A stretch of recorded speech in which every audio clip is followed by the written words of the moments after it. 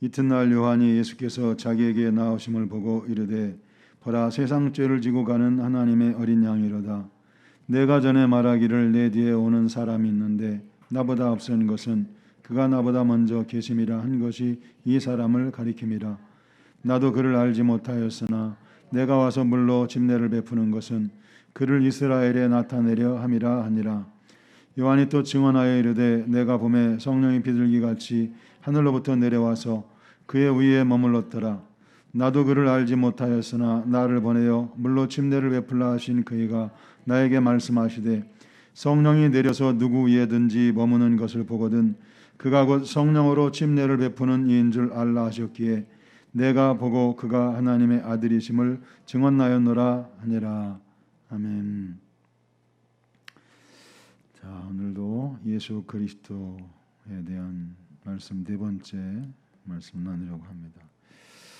이제 침례 요한에 대한 말씀이 이제 계속 이어져서 나오죠. 근데 오늘 말씀을 보니까 요한이 예수께서 자기에게 나으심을 보고 이르되 보라 세상 죄를 지고 가는 하나님의 어린 양이로다. 그러니까 요한은 예수님이 이제 자기에게로 올 때 예수님이 세상 죄를 지고 가는 하나님이 준비하신 어린 양이라는 것을 이제 알아볼 수 있었다는 거죠. 또 이제 그 32절에도 보면 내가 봄에 성령이 비둘기같이 하늘로부터 내려와서 그의 위에 머물렀더라. 그러니까 예수님 위에 성령이 비둘기같이 내린 것을 이제 침례 요한은 보았다는 거죠. 자, 우리가 이제 신앙생활을 하면서 기왕의 신앙생활을 하면 이제 은혜를 받고 또 우리가 영적인 삶을 살아가는 그런 성도들이 되어야 되는데 우리가 어떻게 하면 이 침례 요한처럼 이렇게 영안이 열린 삶을 살 수 있을까? 물론 여기서 있는 저 자신부터도 이제 그렇지만 왜 그럴까? 근데 이제 우리들에게 있어서 우리가 하나님의 은혜를 받지 못하는 그 원인들을 이렇게 살펴보면 내 문제에서 벗어나야 되는데 많은 사람들이 내 문제를 못 벗어나요. 그러니까 하나님의 관점으로 세상을 보고 하나님의 관점으로 신앙생활을 해야 되는데 하나님의 관점이 아니라 내 관점으로 바라보고 하나님을 자꾸 끌어다가 내 관점에다 붙여서 내가 하려고 하는 거 이거 하나님 승인하라 이거예요. 승인이 아니지 억지로 하라는 거지. 그게 아니고 하나님이 무슨 관심을 갖고 계신지 또 하나님이 어떤 뜻을 이루려고 하는지 그러니까 하나님의 관점으로 바라봐야 되는데 우리는 내 문제를 못 벗어나요. 그러니까 이제 예를 들면 내가 가지고 있는 내가 살아가는 그 문제에서 벗어나질 못하니까 자, 여러분 한번 생각해 봐요. 우리들에게 있어서 오늘날도 보면 이제 뭐 정치적인 문제, 사회적인 문제 모든 게 우리에겐 큰일이죠. 그죠? 교회도 그렇습니다. 교회도. 유튜브를 보고 이제 어떤 돌아가는 흐름들을 보면서 참 안타까운 마음 중에 하나가 뭐냐면 좌파든 우파든 교회에 대한 생각은 바뀌어지지 않습니다. 지금 이제 우파인 오세훈 시장에 당선돼서 됐잖아요. 이 사람이 뭐 자기가 잘해서 잘 된 것처럼 이렇게 생각을 하고 있는데 그 사람도 교회에 대한 생각은 좌파들하고 별로 다르지 않아요. 우린 뭔가 크게 착각을 하고 있어요. 정권이 바뀌면 달라질 거다? 아닙니다. 안 바뀌어집니다. 이게 세상의 흐름입니다. 흐름. 그러니까 미국도 청교도들의 나라라고 하는 미국도 봐보세요. 미국이 무너져 가고 있잖아요. 그러니까 우리나라에 있어서 이 차별금지법이 통과되잖아요. 교회는 완전 전멸입니다. 전멸. 근데 국민의힘에서 차별금지법을 막아줄까요? 안 막아줍니다. 신경 안 씁니다. 그 사람들은 오직 정권 잡는 데만 신경 쓰지 그런 거 신경 안 씁니다. 성도들을 바라보면서도, 목사님들을 바라보면서도 정말 안타까운 게 있어요. 물론 그렇다고 내가 잘났다는 게 아니고 많이 안다 그 얘기가 아니고 흐름을 몰라요. 흐름을. 자, 여러분 이제 간단히 생각하면 이런 거예요. 지금 이제 우리에게 있어서 위기잖아요. 위기인데 우리의 그 직면한 문제들을 이렇게 보면 교회를 향한 이 사람들의 목적을 알아야 돼요. 그게 뭐냐면 첫째는 교인들이 너무 많아요. 그죠? 응? 교인들이 너무 많아요. 교인 수를 줄여야 돼. 좌파의 사람들도. 왜? 그래야 교회 사람들 내 손아귀에 질 수 있단 말이에요. 내 마음대로 할 수 있단 말이에요. 사람이 너무 많아. 그러니까 교회가 세상에 영향력을 미치는 게 너무 커. 정치적인 힘보다 더 크단 말이에요. 숫자를 줄여야 돼. 그래서 지금 이 난리를 치는 거고 그게 지금 반 이상 성공했단 말이에요. 반 이상 성공했어요. 그 다음 단계는 뭐냐? 교회하고 세상 사람들하고 이간질을 시켜가지고 교회가 적폐 대상이 되게 하는 거야. 사람들이 손가락질하게 해가지고 교회가 사람들의 욕을 먹게 하는 거야. 그러면 이제 그 다음 단계는 뭐죠? 교회를 말살시켜도 아무 문제가 없어요. 유럽 교회가 이렇게 당했단 말이에요. 유럽 교회가 다른 것이 아니라 이 차별금지, 이 성 문제 때문에 유럽의 그 휘황찬란한 교회들이 다 무너졌단 말이에요. 지금 미국도 무너져 가고 있잖아요. 근데 이 흐름을 파악을 못하는 거예요. 교회도, 성도도, 목사님들도 정신을 못 차리고 있는 거예요. 어디다 초점을 두고 싸워야 할지 이걸 몰라. 그러니까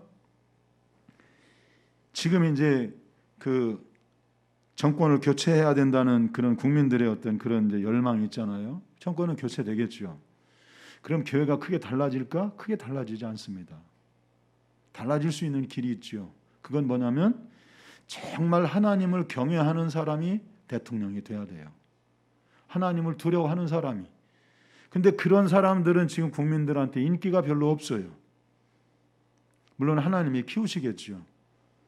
하나님이 이 나라를 향한 어떤 뜻이 있다면 키우시겠죠. 자, 그런데 우리들에게 있어서 이 문제가 큰 것처럼 보이지만 하나님의 관점에서는 큰 문제 아니에요. 내가 먹고 사는 문제, 돈 문제 이거 큰 문제 같지만 하나님 편에서는 전혀 큰 문제가 아니에요. 하나님 편에서는 세상에 큰 문제란 없어요. 하나님 편에서는 큰 문제란 없어요.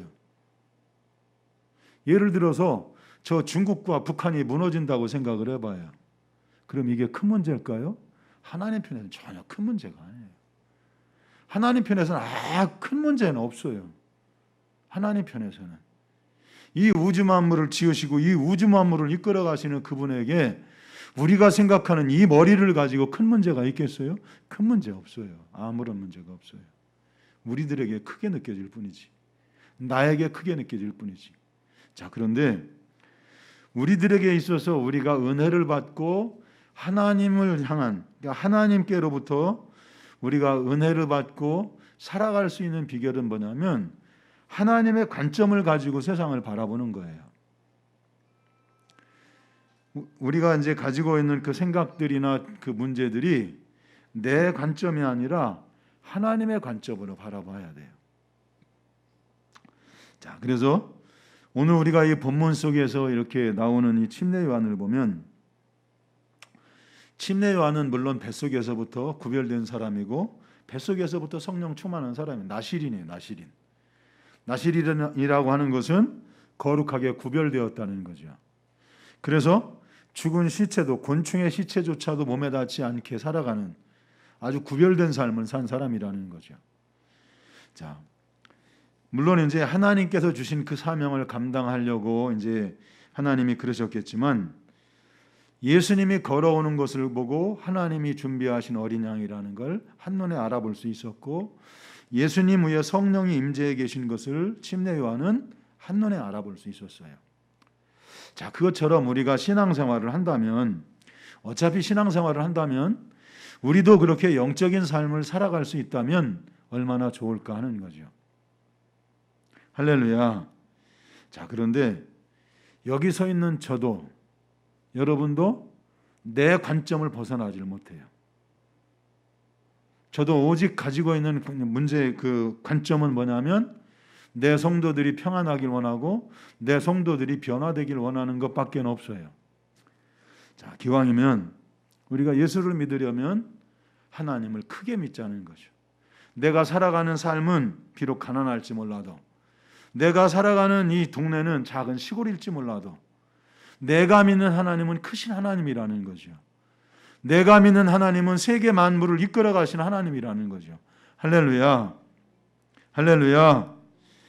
그렇게 우리가 하나님을 크게 믿을 수 있기를 예수님의 이름으로 축복합니다. 자, 침례 요한은 보라 세상 죄를 지고 가는 하나님의 어린 양이로다. 예수님한테 또 다른 이름을 하나 붙여줬어요. 예수님의 또 다른 이름이 있었다 그랬죠, 그죠? 그게 뭐라 그랬죠? 예? 크게 얘기해도 괜찮아요. 우리끼리인데 뭐 틀리면 어때? 예?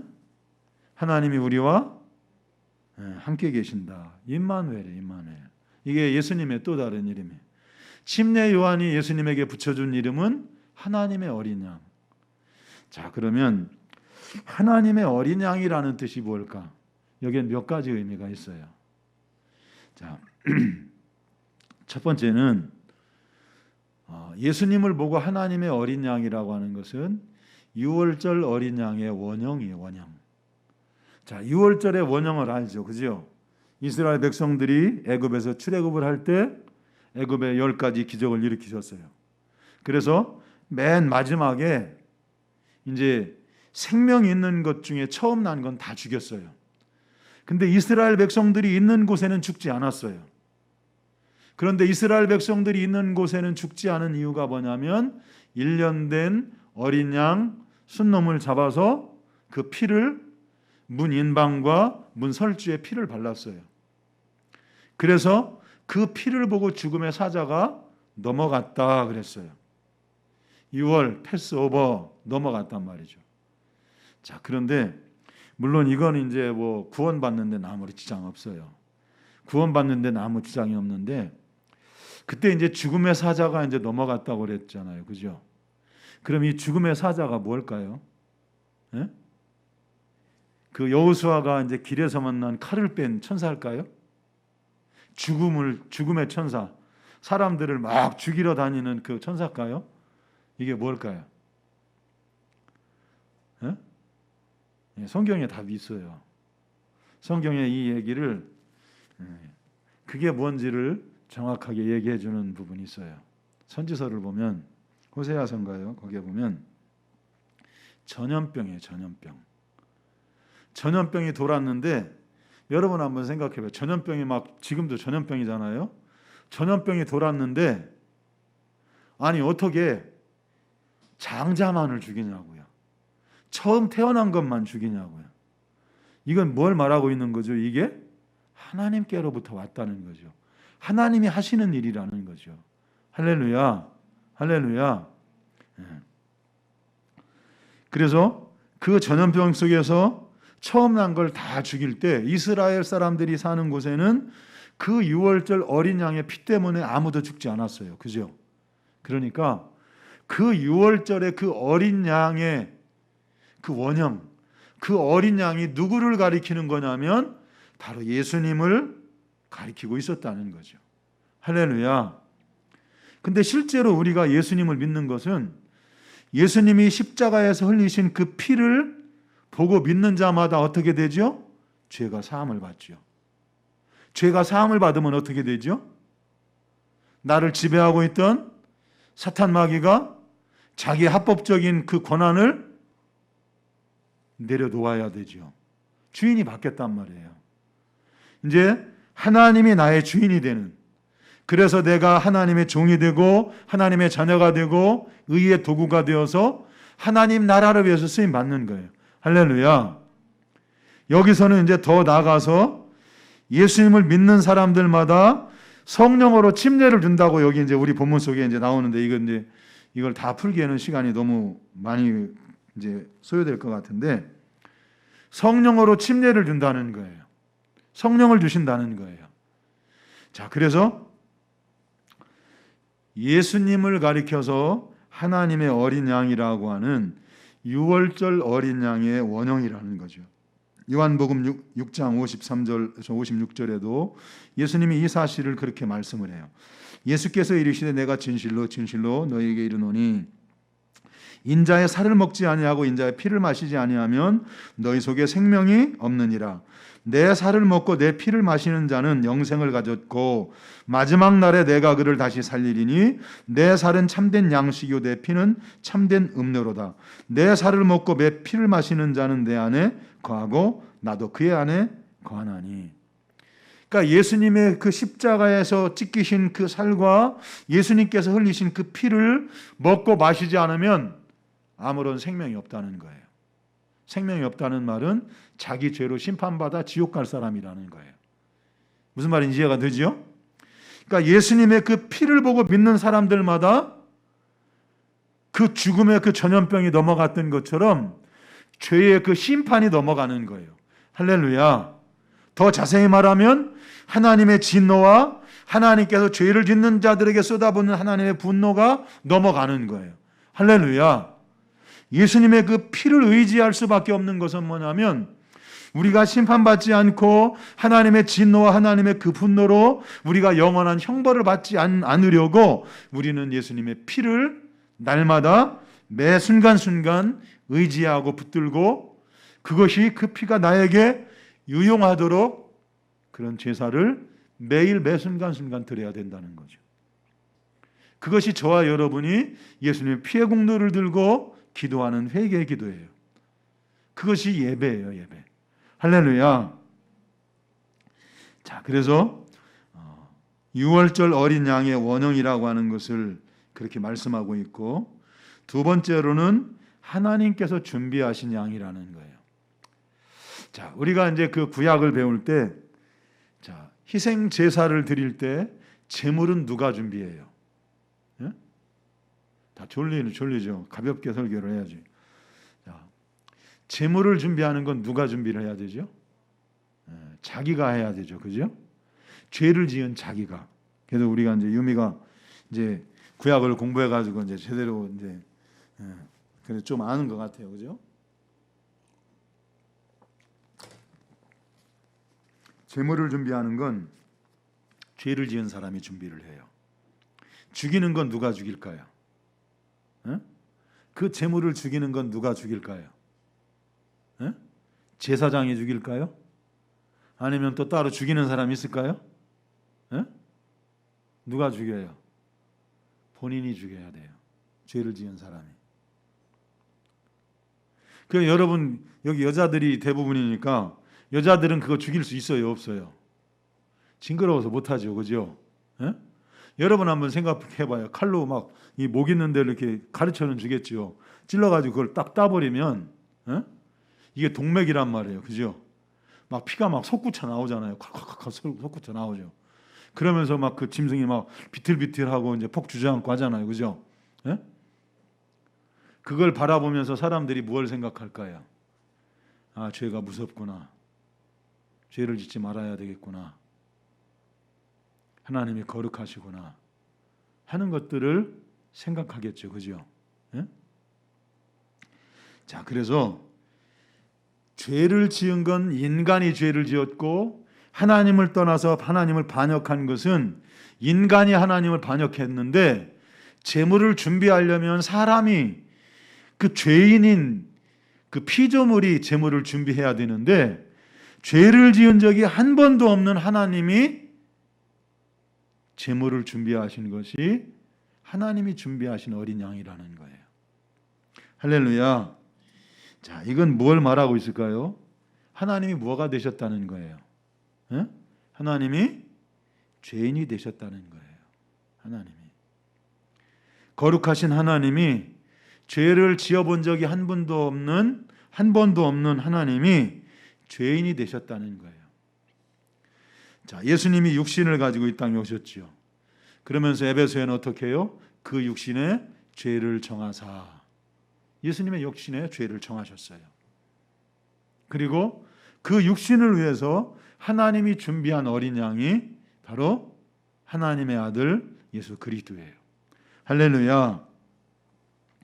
자, 그래서 하나님이 준비한 어린 양은 뭐냐면, 사람이 준비한 어린 양은 어떻게 해야 돼요? 자기를 위해서도, 제사장도 자기를 위해서 제사를 드리고 다른 사람을 위해서 제사를 드려야 돼요. 그리고 그 제사는 영원한 제사가 아니에요. 그런데 하나님께서 준비한 어린 양은 완전하고 완벽하고 영원한 제사를 드리기 위한 어린 양을 준비하셨다는 거죠. 자, 히브리서 10장 4절에도 보면 이는 황소와 염소의 피가 능히 죄를 없이 하지 못함이라. 또 9장 25절 26절에는 대제사장마다 해마다 다른 것의 피로써 성소에 들어가는 것 같이 자주 자기를 드리려고 아니하실지니 그리하면 그가 세상에 창조할 때부터 자주 고난을 받았어야 할 것이로되 이제 자기를 단번에 제물로 드려 죄를 없이 하시려고 세상 끝에 나타내셨느니라. 예수님께서 2000년 전에 나타나신 것은 노아 홍수 이후에 이스라엘 백성들이 바벨론 포로로 잡혀갔잖아요. 하나님의 심판이 있었잖아요. 그 이후에도 그들이 그 지은 죄들을 모아서 한 번에, 그리고 살아있는 영원한 제사를 드리려고 세상 끝에 나타나셨다, 이렇게 말씀을 해요. 자, 여러분, 이 말씀을 보면 우리가 생각을 할 때 세상 끝이라, 2000년 전에 예수님이 오셨을 때 지금부터 2000년 전이잖아요. 그죠? 근데 세상 끝이라고 말씀을 해요. 하나님의 시간과 우리의 시간이 이렇게 다르다는 거죠. 우리는 2000년 전이면 아주 까마득히 먼, 그죠? 예? 그 시간이었잖아요. 그죠?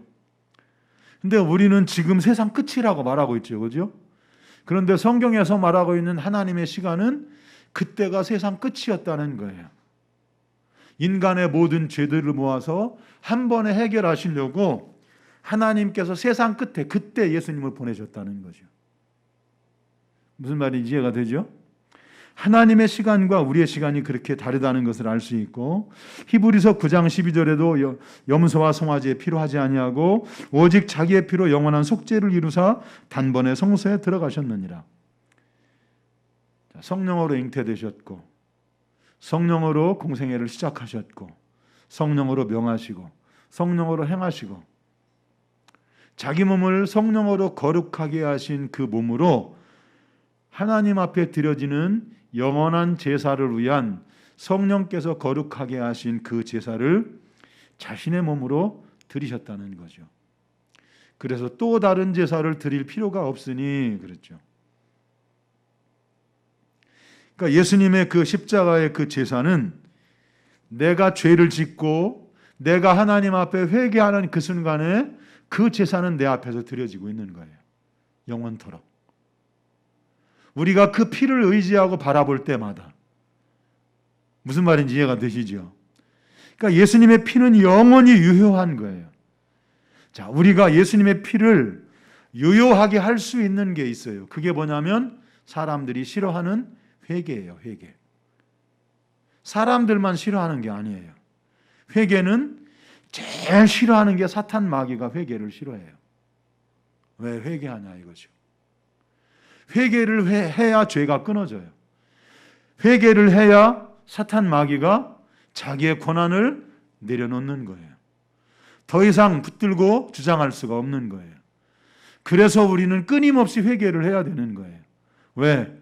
나를 주장할 수 있는 분이 하나님이 되시도록, 나를 주장할 수 있는 분이 성령이 되시도록. 죄가 나를 주장하면 사탄 마귀가 내 주인인 거죠.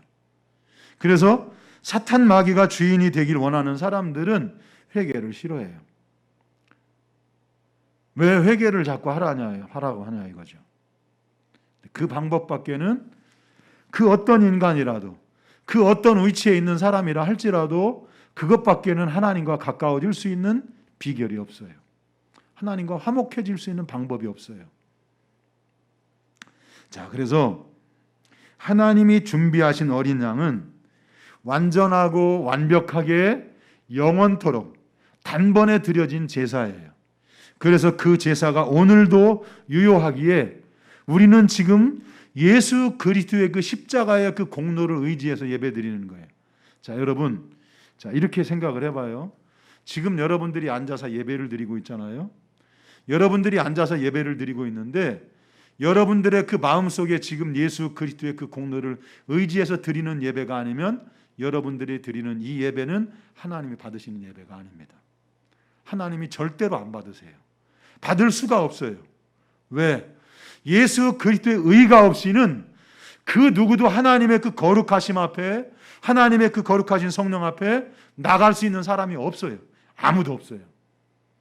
예수 그리스도의 공로로 예배를 드릴 때만이 그 예배가 하나님께 드려지는 예배고 하나님이 받으시는 예배가 돼요.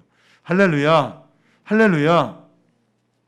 자, 그래서 우리가 예배 속에서도 우리가 예수님의 그 십자가의 공로를 의지할 수밖에 없고 그 공로를 붙들고 우리가 예배로 나갈 수밖에 없는 것은 우리는 그렇게 완전히 타락한 존재가 되었다는 거예요. 정말 무능하고 힘이 없는 존재. 여러분 한번 생각해 보세요. 얼마나 무능하면, 얼마나 힘이 없으면 우리의 자력으로, 우리의 노력으로는 하나님께 나갈 수 없어요. 아주 단 0.0001%도 가능성이 없어요. 우리의 의로는. 얼마나 타락했고 얼마나 무능하면. 근데 여러분, 우리가 이것을 인정합니까? 인정하는 사람들이 드리는 예배가 하나님이 받으시는 예배예요. 이것을 인정하지 못하는 사람들은 그 사람들이 아무리 많은 예배 시간을 드려도 아무리 많은 세월을 신앙생활을 해도 그 예배는 하나님이 안 받으시는 예배예요. 하나님이 받을 수 없는 예배예요. 그럼 우리 한번 돌아와서 생각을 해봐요. 우리는 과연 이 많은 시간 동안 얼마나 많은 예배를 헛되게 드렸을까? 아니면 우리는 얼마나 많이 하나님께서 받으시는 예배를 드렸을까? 어때요? 여러분은 어때요? 여러분들이 드린 예배 하나님 받으셨나요? 할렐루야, 할렐루야. 우리는 그렇게 무능한 존재입니다. 그래서 하나님이 어린 양을 준비하셨어요. 자, 그 다음에 세 번째로 하나님의 어린 양이라고 하는 것은 뭐냐면 예수님께서 이제 공생애를 마치고 십자가를 지시잖아요. 그죠?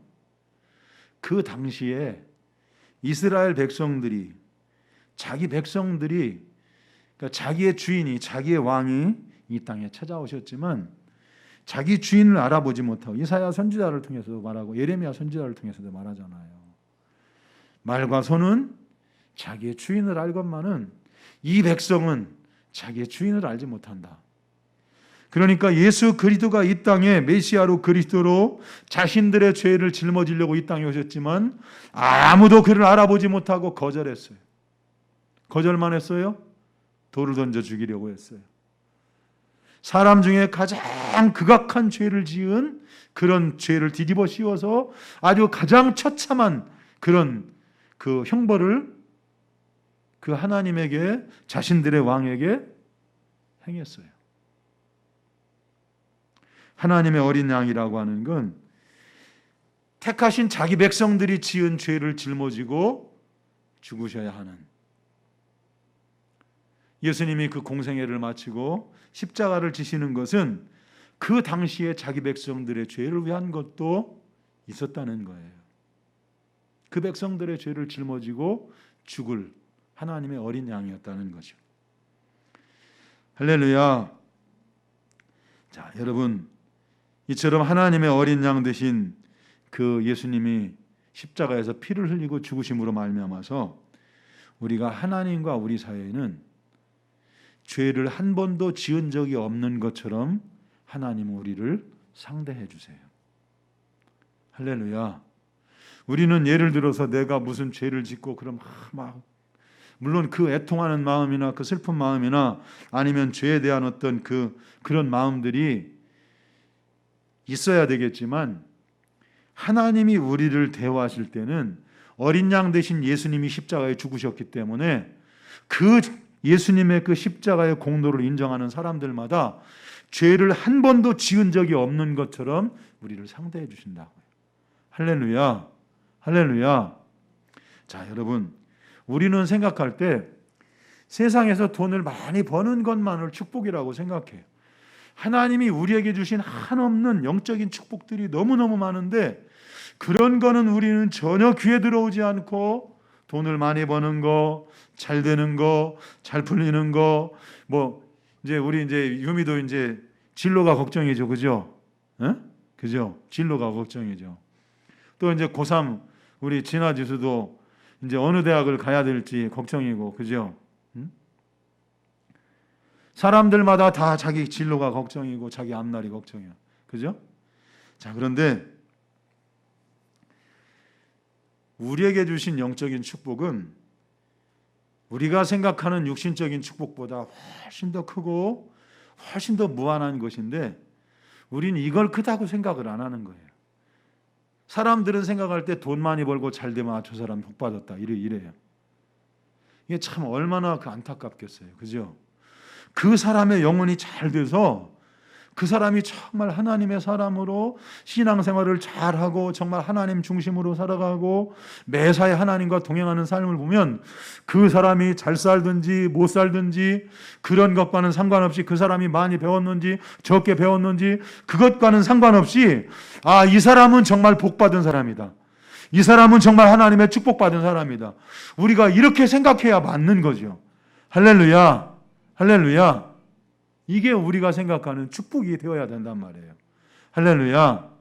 여러분, 그렇게 살아갈 때 예수님께서 말씀하시잖아요. 저 하늘을 나는 새들을 보라. 저 들에 있는 풀을 보라. 저들이 농사를 짓느냐? 안 짓는다 그러잖아요. 그죠? 저들이 창고를 짓느냐? 하나님이 저들을 먹이고 입히신다고 하잖아요. 그죠? 우리가 주님의 은혜 안에서 우리가 형통한 사람이 될 때 하나님이 길을 인도하시고 하나님이 길을 이끌어 가시는 거죠. 할렐루야. 바라기는 저와 여러분이 그렇게 하나님이 축복하시는, 하나님이 인정하시고 하나님이 복을 주시는 그런 그 축복의 사람들이 될 수 있기를 예수님의 이름으로 축복합니다.